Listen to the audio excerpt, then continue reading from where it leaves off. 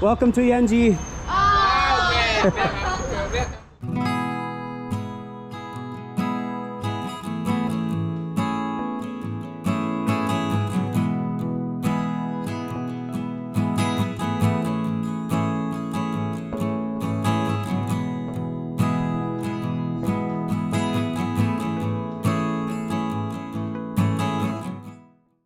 We all know about the two Koreas. Colloquially, we refer to them as North Korea and South Korea. Technically, North Korea is called the Democratic People's Republic of Korea, or the DPRK, and South Korea is called the Republic of Korea. Why is the Korean Peninsula split into two countries? Well, it goes back to the 1950s and the Korean War. It's somewhat of a complex topic that I'm not going to get too deeply into here in this video, but in a nutshell, when Korea was finally liberated from Japanese rule in 1945, there were two major powers competing for influence: the US in the south and Russia in the north. Korea was destined to become a communist state without the intervention of the United States. Well, things got ugly. There was a lot of fighting, a lot of death and destruction. As US forces gained ground and tried to reclaim the northern half of Korea, the Chinese jumped in and pushed US forces back to the partition line of the peninsula known as the 38th parallel. The Korean Civil War came to a halt in 1953 when an armistice was signed. Technically, since no peace treaty was ever signed, the war never really ended, and until today, it remains a frozen conflict. That accounts for two of the Koreas, but as the title of this video suggests, there's another Korea, one that most people in the world don't even know exists. The third Korea is the Korean Autonomous Prefecture within the borders of China, known as Yanbian Korean Autonomous Prefecture. In this video, we'll just be referring to it as Yanbian. It sits just north of North Korea, and while it looks small on the map, it is actually about 25% larger than the state of Maryland. In terms of population, North Korea has about 26 million people, South Korea has about 52 million people, and Yanbian has about 600,000 ethnically Korean residents. Make no mistake about it, their passports and nationality are Chinese, but their ethnic background is Korean. That may not sound like much, but if you go to the Yanbian region of China, as many as 1 in 3 people you encounter could be ethnically Korean. Han Chinese are the majority in the region, but ethnic Koreans are still easily seen, and hearing Korean, albeit to their own dialect of Korean, spoken on the streets of Yanbian is commonplace. How do I know? Well, I've been there multiple times, and all of the footage that you are seeing of the region in this video are from videos that I personally recorded during my trips there. Why does this Korean Autonomous Prefecture within the borders of China exist? That's the main question we'll be addressing in this video. But before we get too far into the video, I just want to take a second to ask for your support. These videos take a lot of time, money, and effort to produce. I love making them and will continue to, but I do rely on you guys to help this channel grow and to be a sustainable endeavor. Liking the video, dropping a comment, and subscribing to the channel are the simplest ways to show support, and it really does help. Also, in the spirit of full transparency, the ad revenue I receive from Google AdSense for making these videos is simply not high enough to sustain the channel. The vast majority of my work is self-funded. If you'd like to help take this channel to the next level, please consider checking me out on Patreon or buying me a coffee and contributing there. Super chats right here on YouTube are always appreciated as well. You guys are the best. Now, back to the video. To understand why this Korean Autonomous Prefecture in China exists, we can start by first looking at the map. You have the Korean Peninsula, and just above it is Yanbian Korean Autonomous Prefecture. Geographically, it makes sense. Like I said, for every national boundary we see on the map, there is a long and complex story behind it. Yanbian is geographically just an extension of the Korean nation. Countries, whether it be culturally, demographically, etc., usually tend to blend into one another rather than to have a hard stop at a man-made borderline. Yanbian is that blending region that I'm speaking of. If we take a trip down the back roads of history, we'll arrive at a little something called the Ming Dynasty.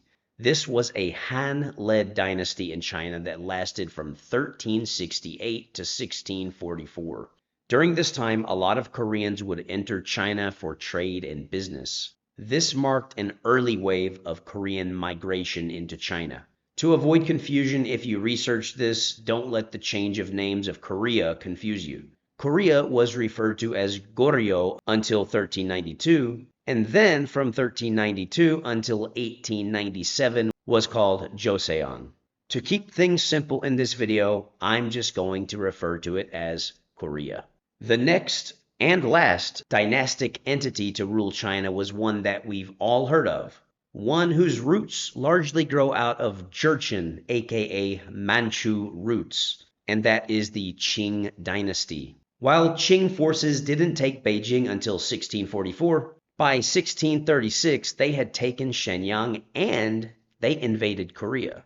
Korea was subsequently forced to become a tributary state of Qing-led China. For a variety of reasons, in the late 1600s, China decided to close off its northeastern region completely. They closed it off within China, but they also sealed it off at its border areas with the Korean peninsula. As a general rule, the area was only accessible to the Manchus, and all others were expelled and/or prohibited from entering. This closed period of the far northeastern region of China lasted for nearly 200 years. At the end of the Second Opium War, China was forced to give up more than 1 million square meters to Russia.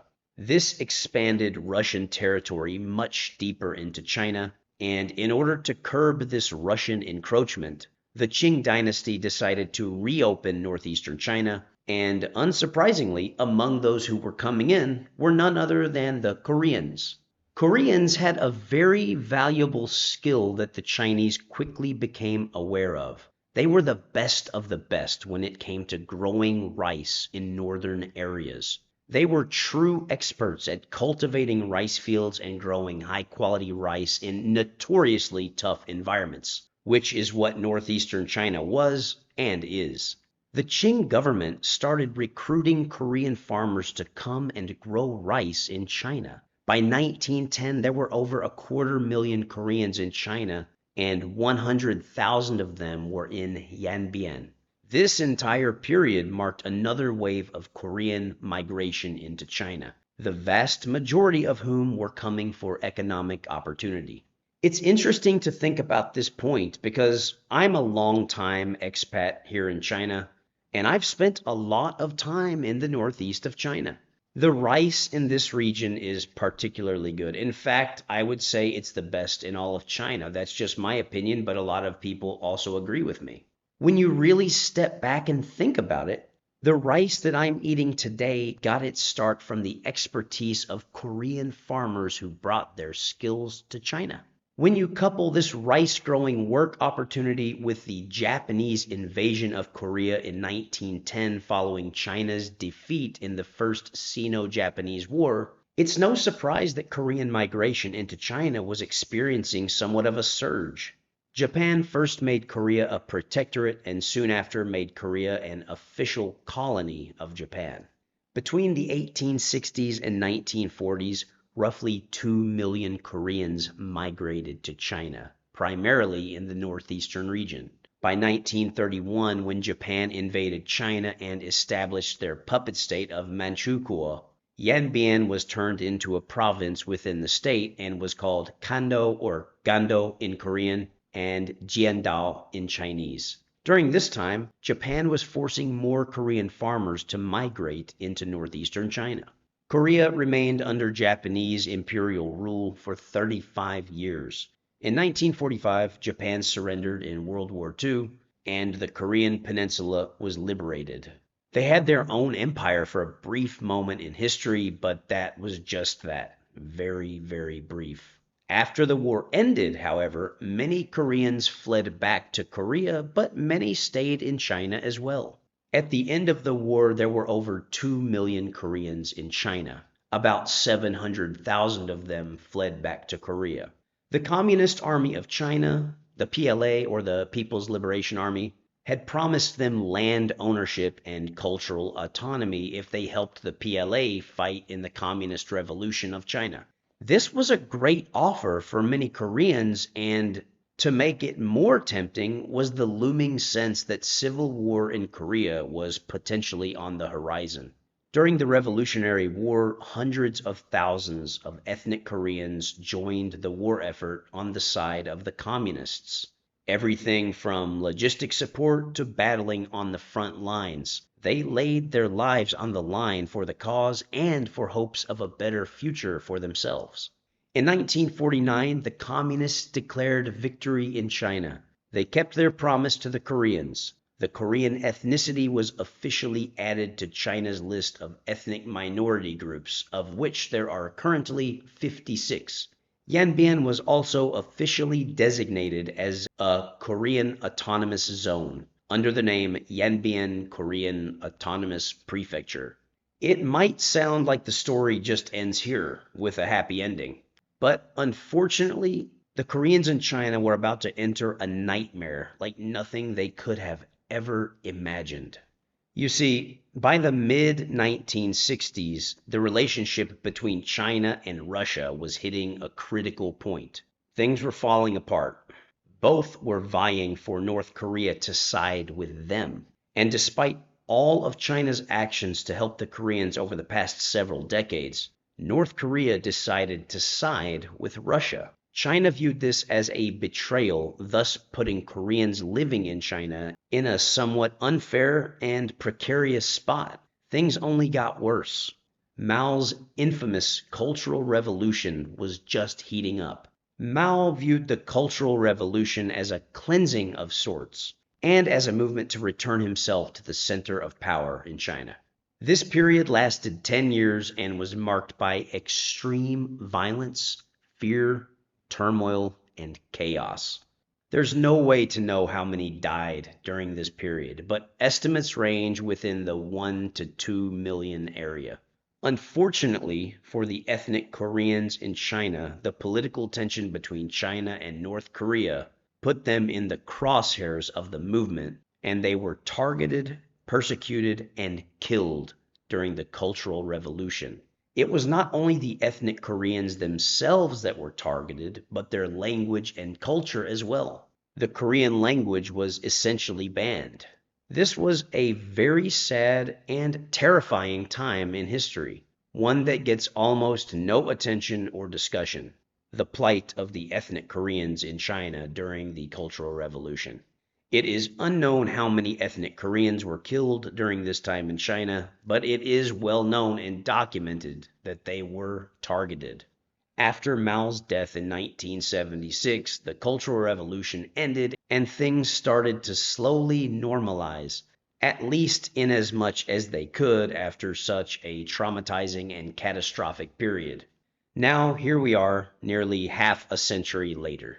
Things have stabilized on the China-North Korean border.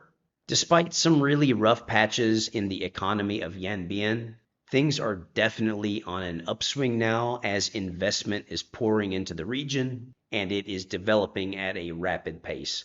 If you walk the streets of some of the notable cities in Yanbian, such as Yanji, Tumen, or Hunchun, you'll see the streets lined with businesses constantly improving infrastructure. You'll see plenty of smiling faces and friendly waves. You'll see bilingual signs on every shop and street.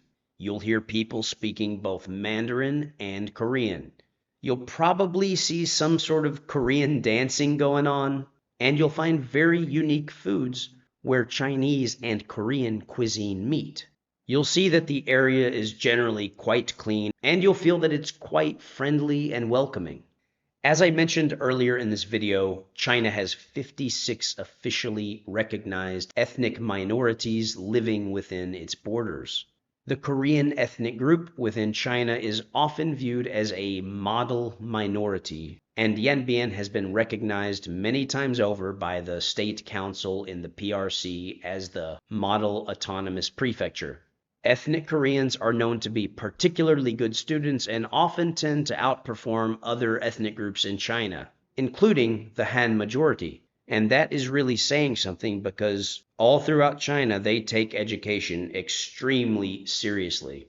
The number of ethnic Koreans in Yanbian sits at around 600,000 and at around 2 million in China as a whole. This is the second largest ethnic Korean population living outside the Korean peninsula, the largest being in the United States. Despite the unique feel and atmosphere to the Yanbian region, based on what I've read and learned, it's worth noting that the Korean cultural elements in the region seem to be getting more and more watered down and diluted as Han culture and customs are steadily increasing. It's hard to say what the future holds for the region, but at least for now, it still has a special charm and a distinct Korean flavor to it, and I'm glad that I've had the privilege to experience it on multiple occasions. Had you previously heard of Yanbian? Have you ever been there? Would you be interested in going? I'd love to hear any questions or comments that you might have. Please feel free to drop them in the comments section below. Thanks for sticking around to the end of this video, and I look forward to catching you all in the next one. Take care, and we'll see you next time. 下次再见。